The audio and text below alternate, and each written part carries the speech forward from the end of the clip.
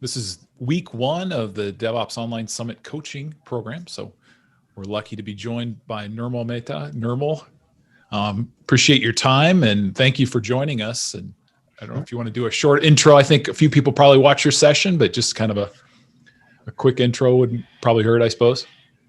Sure. I'm Nirmal. I'm a distinguished engineer at Booz Allen Hamilton, and I did a quick talk on moving security to the left in DevSecOps and how, some lessons learned from trying to pull that off, which is always a difficult thing to do culturally. And I focus on our cloud investments, DevOps, containerization, and I'm also a Docker captain. So all the good stuff. Like he's a busy guy, right? Everyone. I am.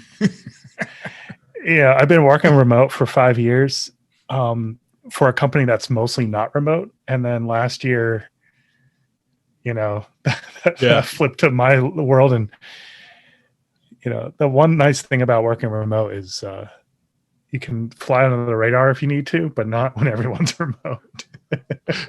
It's just been like crazy. Your cover is blown, right? Normal. Yeah. So that's me. Yeah. So what questions, Fee? I don't know if you got to see or Dustin, if you got to see the session or have a question, or what types of struggles you guys have in your DevOps journey, I guess.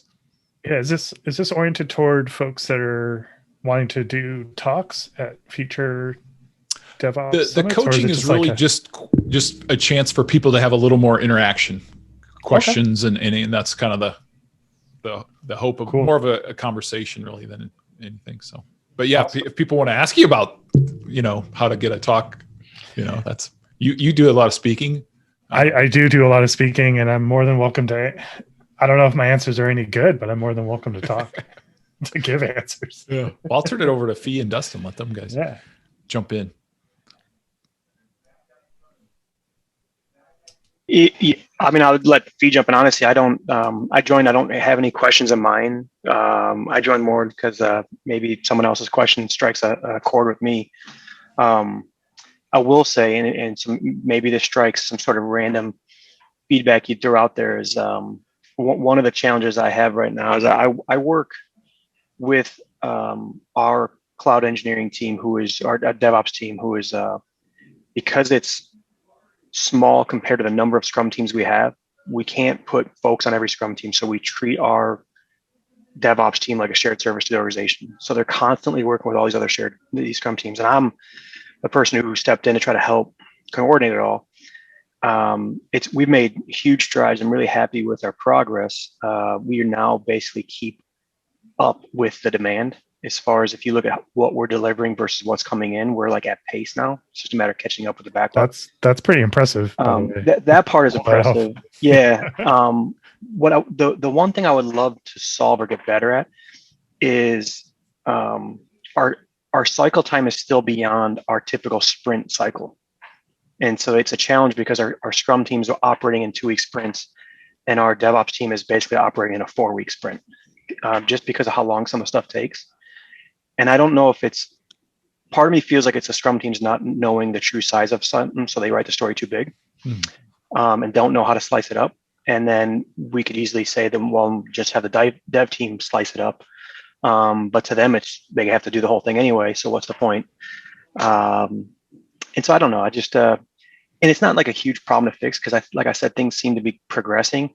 There's just, while teams are getting what they need, the expectation always seems to be late, even though we're actually keeping up with it. It's just that there's this perpetual 2-week late cycle.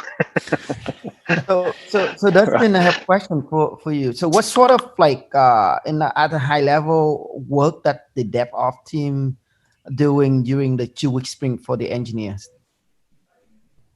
It's all over the board. We're in Azure shop for the most part, so a lot of time it's just setting up. It can be anything from new products we're building, new things that need to have pipelines set up that don't even exist. Sometimes it's just modifying things within either our Azure environment or our Kubernetes setup. It's I can't pinpoint on one. It's just all over the place. Okay. Yeah, the reason I'm asking because we have exactly the same We have two Scrum team. It's Scrum team have like 4 developers and 1 QA, right? So I was the only DevOps person there, and then recently we hired another DevOps because they promote me to a manager. So you hire someone. Yeah. Congratulations. Yeah. Yeah. Right.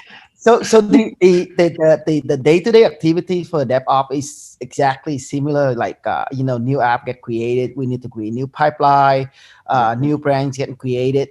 So but we pretty much keep up to all of that. It's just like and because when we set it up, right, everything like we automated, right? We have infrastructure as code, right?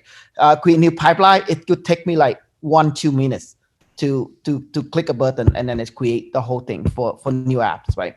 And then for new branch, new features, everything I automated, right?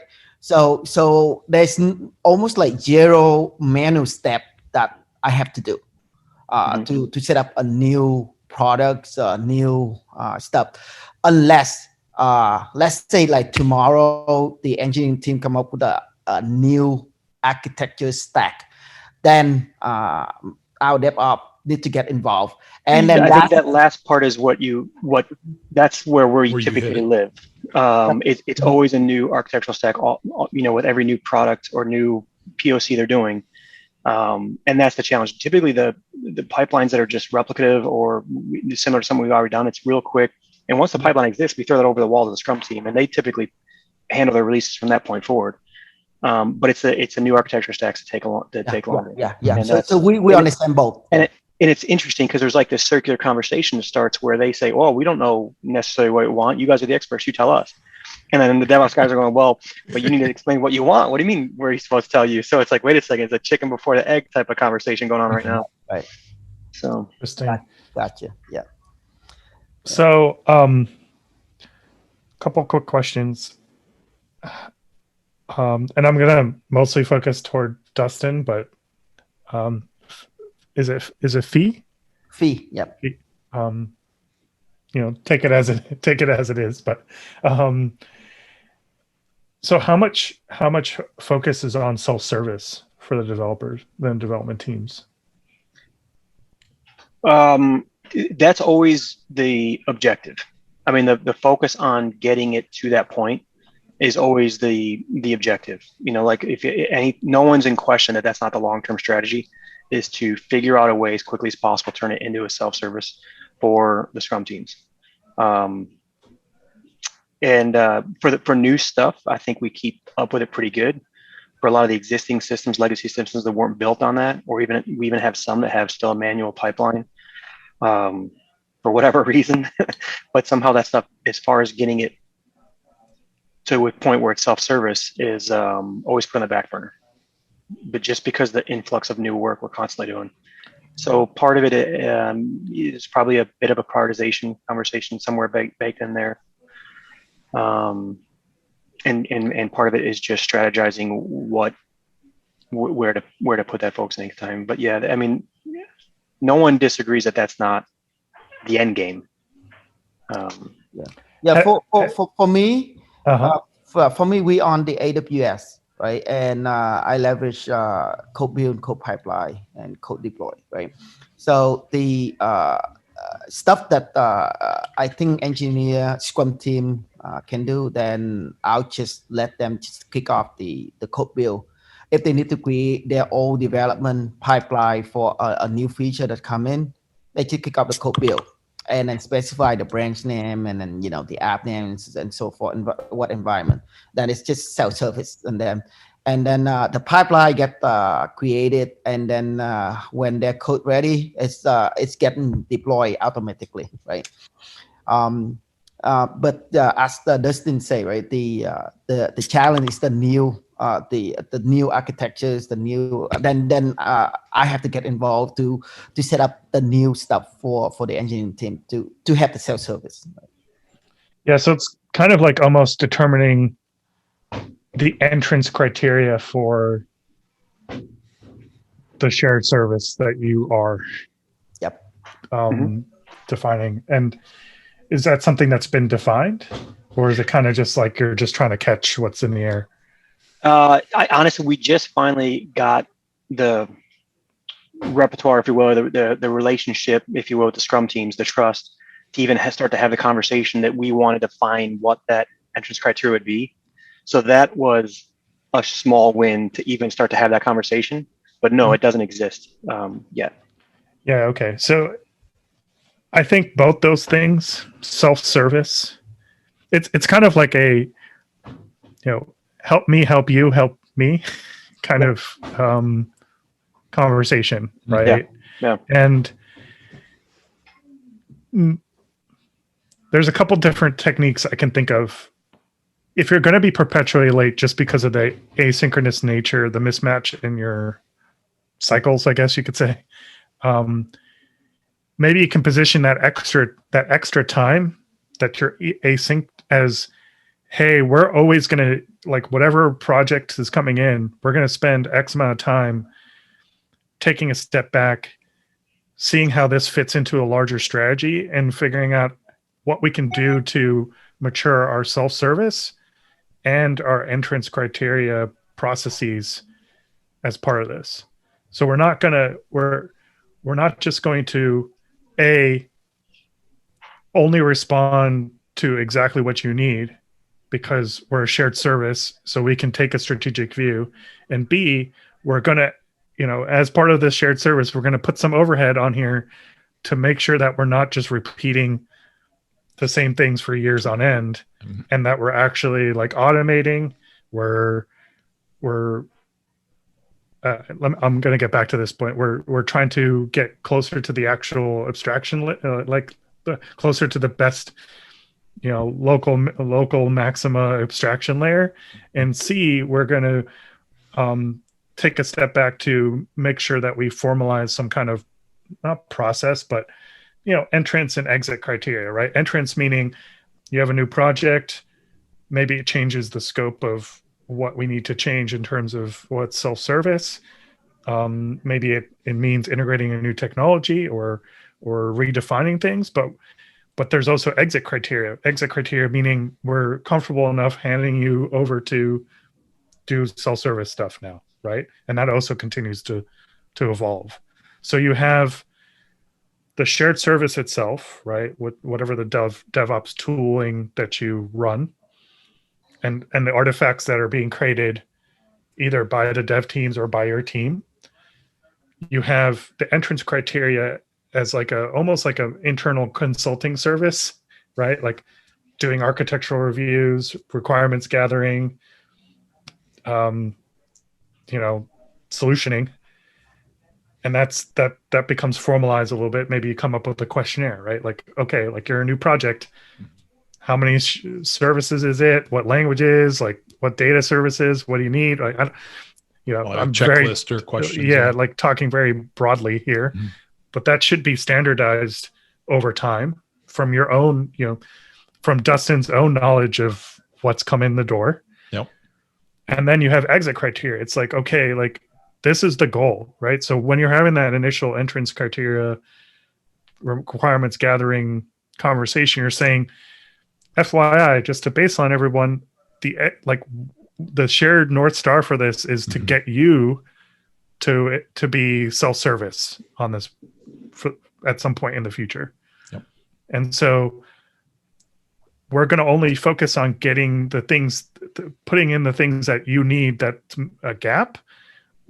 And we're going to spend some overhead making sure we automate that. So the next project that needs the exact same things you just are talking about, they don't have an entrance criteria. Their entrance criteria is go to self-service, right? Because it's the same thing that you did before. Yeah. So I'd like to not focus on the tooling too much on DevOps kind of stuff, but the cultural aspect, and maybe you're already doing this, but maybe just hearing it back, bouncing it, like I'm just repeating it back to you in that kind of sense can help frame it in more logical way.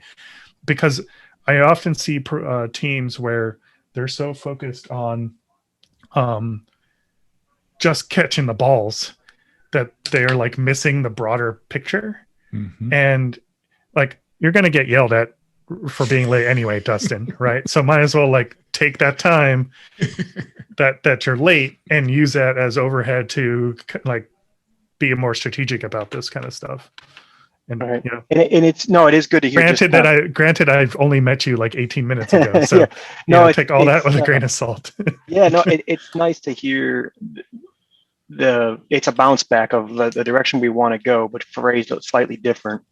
That it's obviously a good direction. I think for and I don't want to overstate that like our off cycle is really a problem.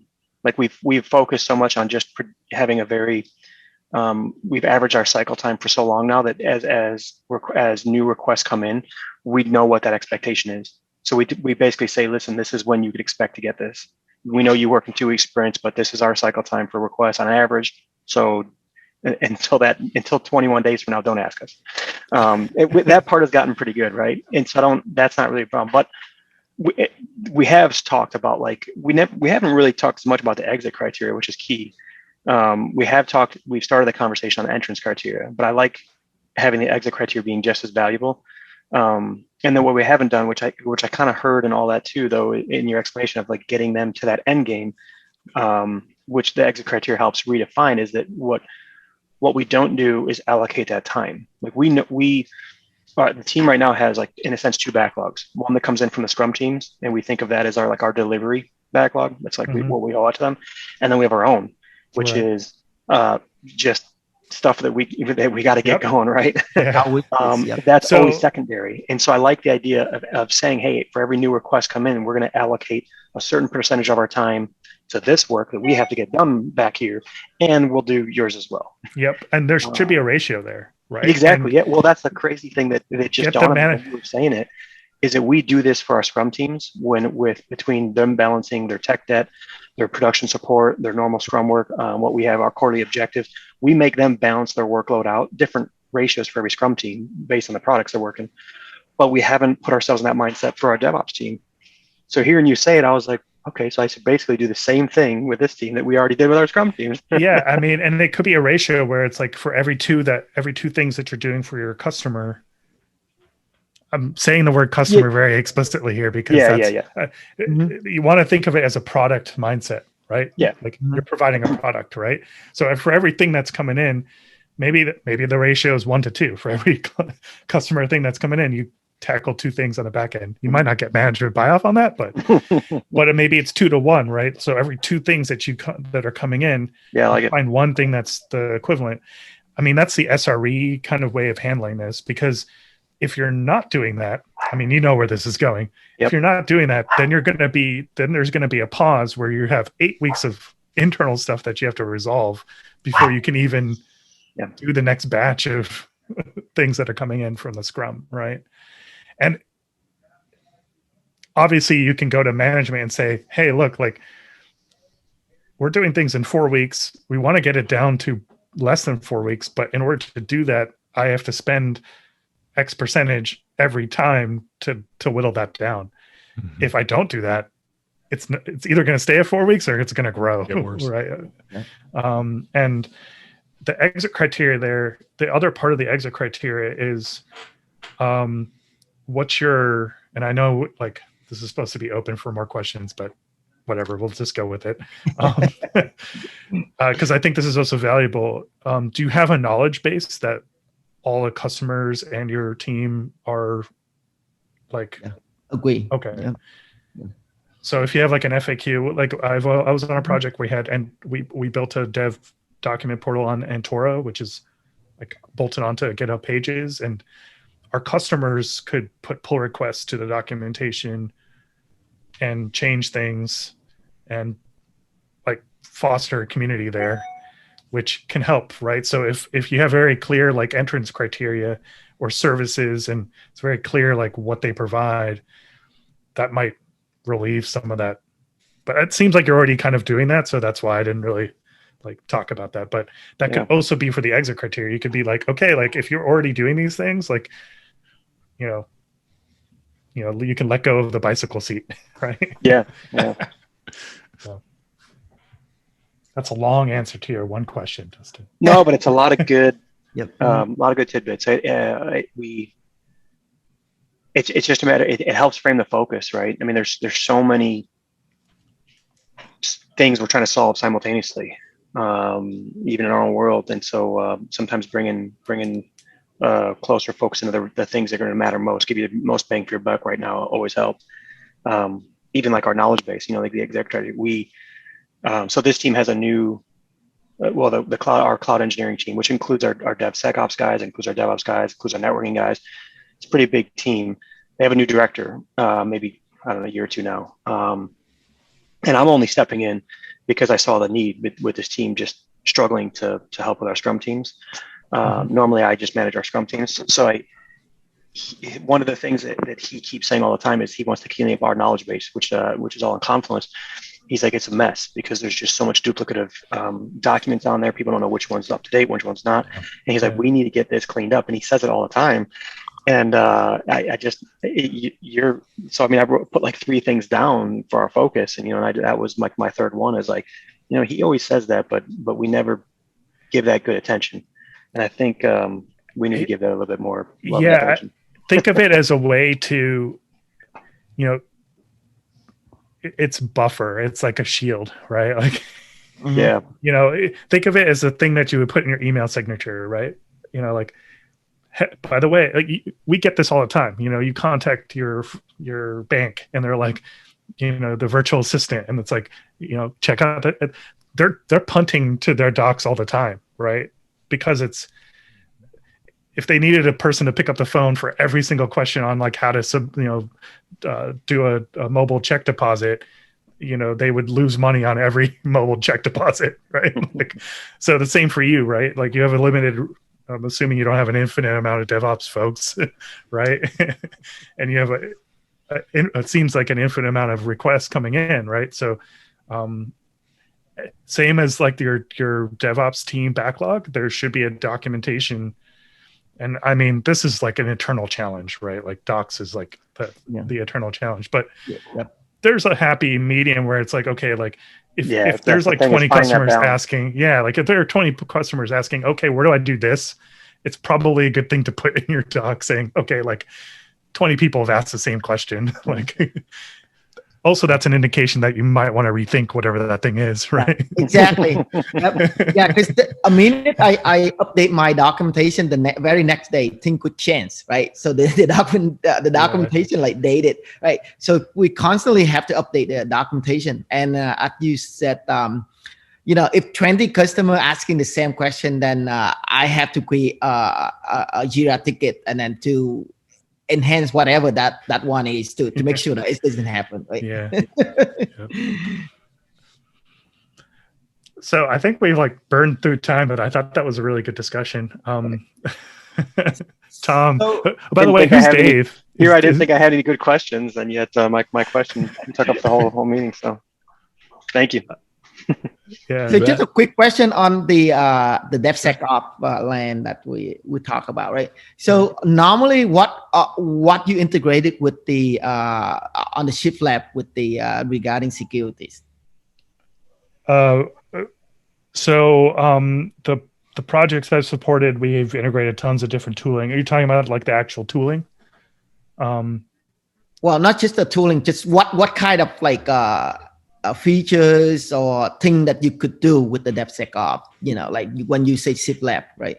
So one thing that I can think of is like a documentation for like SOC compliance, for example, right? I can generate that document like as soon as the code get created from the development, right? What else? There's a ton, right? So I think the biggest thing is and I think I talked about this in my talk, is get some principles down around that everyone is going to share into, right? So with respect to your security team, so I'm assuming you have a separate IT security team, right? And so on the projects that I've led that had some moderate success toward shifting security to the left, I got buy-in with them with respect to capturing everything as infrastructure as code as much as possible.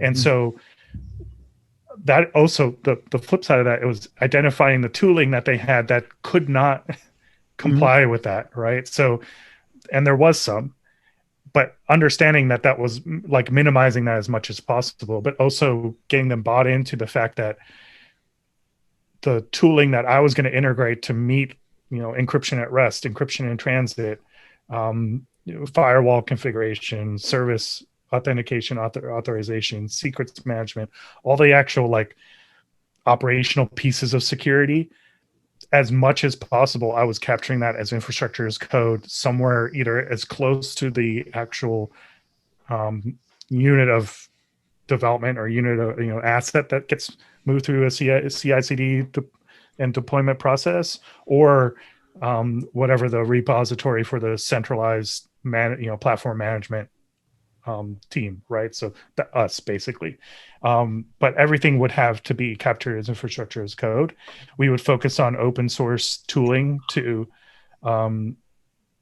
meet like Kubernetes security and like more open standards based way of doing things versus like getting a very heavy duty like soup to nuts kind of tooling that like an enterprise tool. We would focus on exactly what the requirements are, broadly speaking. So another thing was just knowledge of the major categories of compliance, right? So, knowing just how I've done other projects, the major categories are configuration management, encryption in transit, encryption at rest, understanding where your PII is, or, if you're going to have PII, it's having the processes and practices in place for DR. So there's like, in this 853, there's like major categories of things. And our tooling was centered around those major categories, right? So configuration management aligns to the principle of infrastructure as code, right? So if we're capturing everything as, Docker files, Helm templates, Terraform, that gives a lot of confidence to the security team that we have solid configuration management, like above and beyond what most of these compliance frameworks even ask for. So for encryption and encryption at rest, that's another category of compliance, right? And we didn't shortcut. Luckily we were in a greenfield architecture, but we didn't shortcut kicking the can around implementing encryption at rest later. When we were designing it and implementing it, we just turned on all those things, right? Like we did the hard work now to enable those things. Same with encryption in transit. We started using certs right away while designing our beta and test environments. We started implementing and turning on secrets management and certificates and all that. And we didn't avoid any of that stuff, but that forces the conversation with the security team to make those decisions with you. Like the main, culturally, the main challenge is security teams have traditionally not been involved so early on. So you're kind of like calling their bluff, right? It's like, okay, like you say you want all these things to stay in compliance. Are you ready? Are you like actually ready for all the things I'm going to be able to provide to you? And the answer to that is actually no. So we ended up being more like, we implemented more tangible, like here's an example. We ended up, because of the tooling and Kubernetes, we ended up enabling like integrating Calico and Istio service mesh, right? And we enabled mutual TLS, which, that's a pretty edge, like leading edge kind of thing. Like most places aren't enabling mutual TLS. We had it already. We had all those tooling, so we just turned it on. And, we got into discussions with the security team and they're like, oh, are you compliant to like, I don't know, CM-6 or whatever the category is? It's like, not only are we compliant to it, like we're going so much more way above and beyond that. But that instills like, and it's like, okay, they're like, well, we want auditing data and all this. And it's like, I can turn this valve on right now and you'll get so much metadata from the environment that I'm positive you don't know what to do with. So let's like actually have the real conversation about what you actually need, which is a much better that's a much better conversation than the oh my, I don't know how to turn on like encryption in transit, like after I've already designed this whole entire environment, right? So bringing security to the left also means calling security's bluff around whether they will actually want all this stuff or not. Which is what I wanted to. I wanted to get as quickly to that decision point and get them to tell me yes or no on those things as fast as possible. Does that make sense? Is that a valid answer to? Is that what you were looking for? Yep. Mm-hmm. So unfortunately, I'm at time. Yeah. My significant other was like, "Hey, she just gave me the what's for dinner look." So totally understand, Nirmal. Just want to thank you, Nirmal, for that, and Dustin and Dave and Fee for joining us, and we'll get this video posted. So, but we'll talk to you guys next week. And thanks, like I said, Nirmal, thank you so much. Yeah, no problem. Thanks for having me. Okay. Bye.